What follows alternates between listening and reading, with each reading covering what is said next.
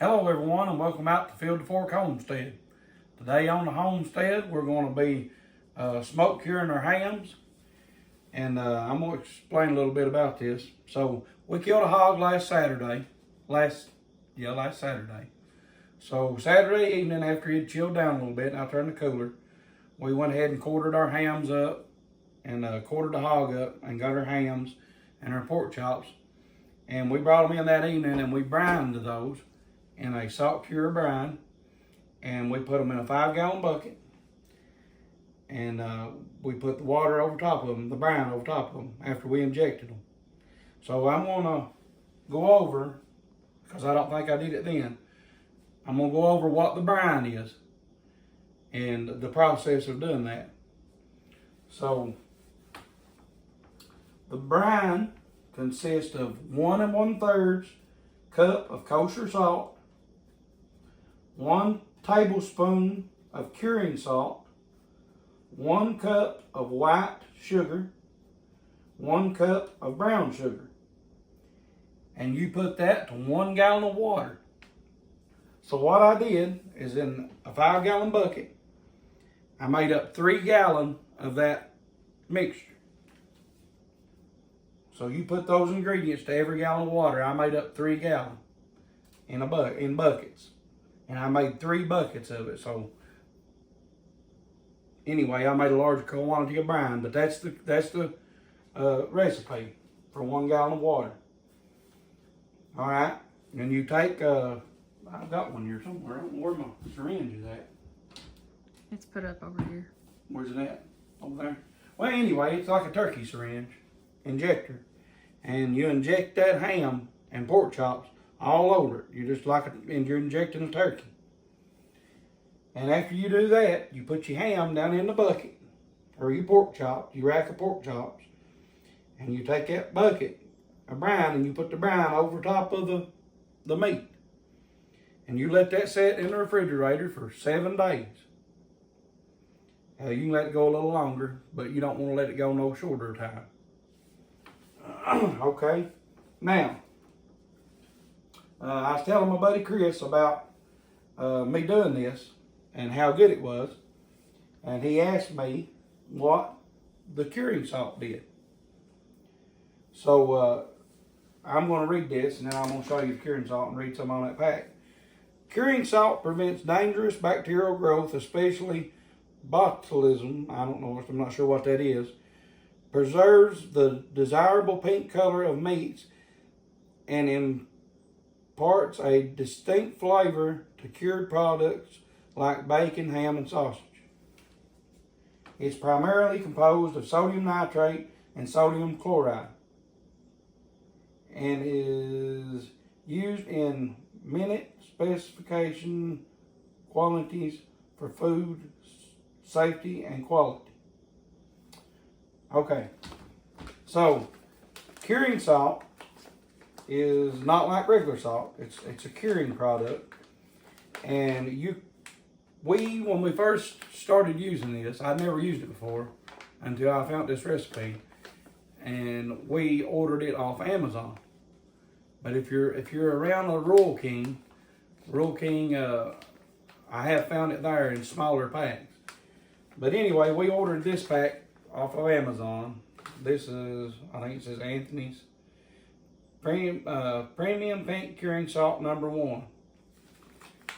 All right, it says Pink Curing Salt #1, also known as Purge Powder #1, is generally used to quick cure meats that require cooking before consumption that will also be eaten relatively quickly.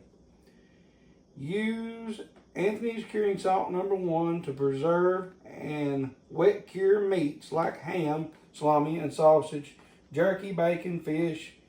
In fact, this bag contains enough curing salt to cure hundreds of pounds of meat. So, I said, where did I read on that you're only supposed to use? I can't remember where I seen it at. I think I was reading somewhere it says you're only supposed to use like a teaspoon per 10 pound of meat or something like that. But anyway, as long as you stick to the recipe I give you, you'll be fine. Should be. As long as it's used to the specifications on the pack. Let's put it that way. I guess because it's so strong. But anyway, it's used for wet curing meats, which is exactly what we're doing right here. So now that I got that took care of, I'm gonna rinse my hands here, and then I'm gonna get that ham out, and we're gonna pat it dry with some paper towel. And we've got 2 of them to do, and then 2 racks of pork chops, and we're gonna be putting those on the pellet smoker. And we'll smoke those at 200, anywhere from 225 degrees to 250 degrees until we reach an internal temperature of 145 degrees on the meat.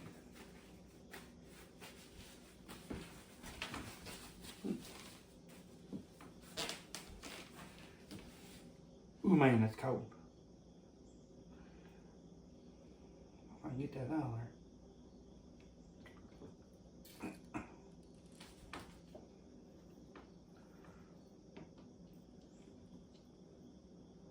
And it's heavy.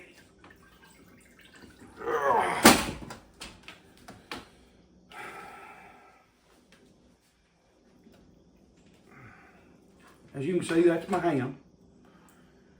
And you can see, come in a little closer. I want to see this. So what that curing salt does is you see that, you see how the color of that. What you want is when you push, see how that come back when I put that little nipple finger in there? That's how you know it's ready. So we're gonna pat these dry with some paper towels, and I'll get back with you. We're gonna when we get them dried off and everything, we'll meet you out there at the smoker, and we're gonna put them on. Okay, so I got my ham patted dry the best I can get it. I got my Pit Boss smoker. I got it set to 250 degrees. 235 for right now. Well, that's where I opened the lid on it. It was the temperature. So these are gonna go on there, and we'll put this. I got these clean. My thermometers. We're gonna put them in the ham.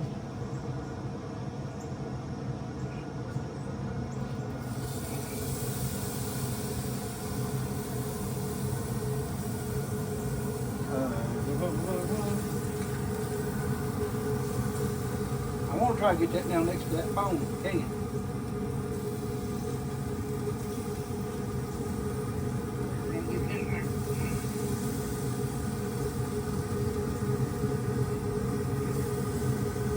Try to push it in there as far as I can. And we're going to let these smoke till they get to an internal temperature of 145 degrees. And when they do that, I'll get back with you and show you what they look like. We'll check in on them every so often, and we'll keep you updated as we go. So I'm going to get my other one and get it on. So right now it's at the temperature of, what, Derek? 40, which probably did you use? 42? Probably. Okay. It's going down, man. Yep. Yeah. Alright. Alright guys, I wanted to jump back on here just a minute, do a real quick update on this. We're at 67 degrees on one, 69 on the other. We're right there about, we're close on them, you know, within each other is what I meant. We got to go to 145, and they're getting a beautiful color on them starting a beautiful color on them. We'll keep you updated on them as they get done. Get back with you just in a little bit. Alright, we're back. The hams have reached the internal temperature. One's 155 and the other is 158 or 148. So it's at the right temperature, so I'm going to get one of them off here. And try to get this probe out of it.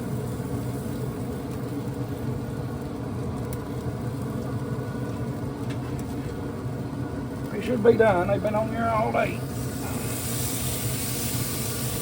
I ain't gonna worry about that little bit of that right there.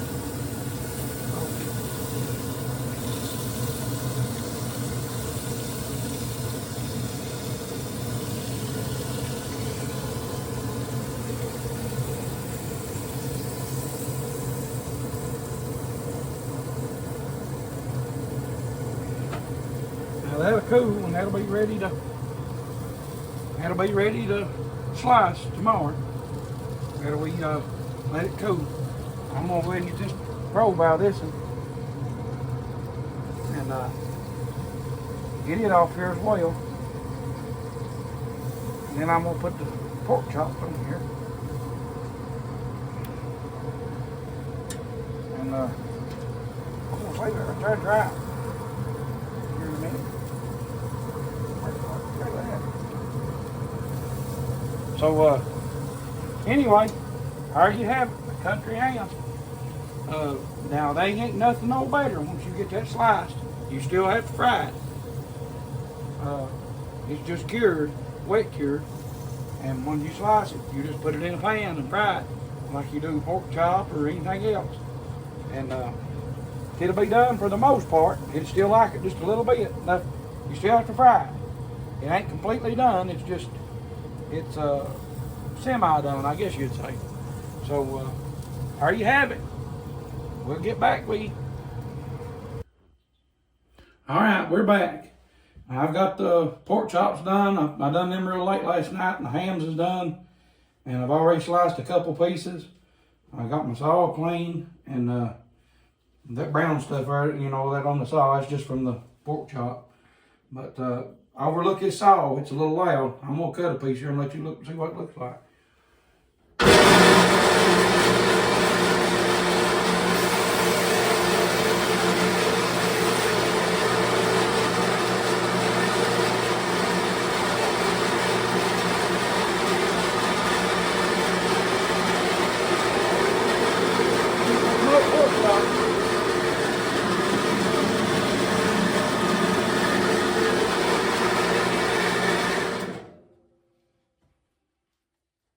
There you have it. That's what they look like when you get done smoking them. You put them in a frying pan now and fry them. Some of the best eating you ever eat in your life. I thank you for being with us. We'll do another video here next Sunday, Lord willing. And come back and see us. And that's how you do your smoked cured pork chops and cured ham in the brine, in the water brine. And buddy, they're good. So thank y'all for coming and seeing us. We'll see you next time.